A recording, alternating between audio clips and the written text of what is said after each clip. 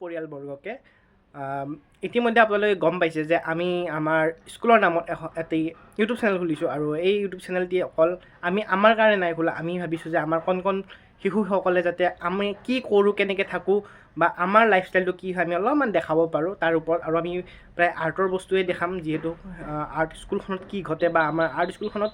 কেনেকুৱা ধৰণৰ কি কৰিব পাৰি আপোনালোকে অলপমান ছাজেশ্যন কৰিব যাতে আমি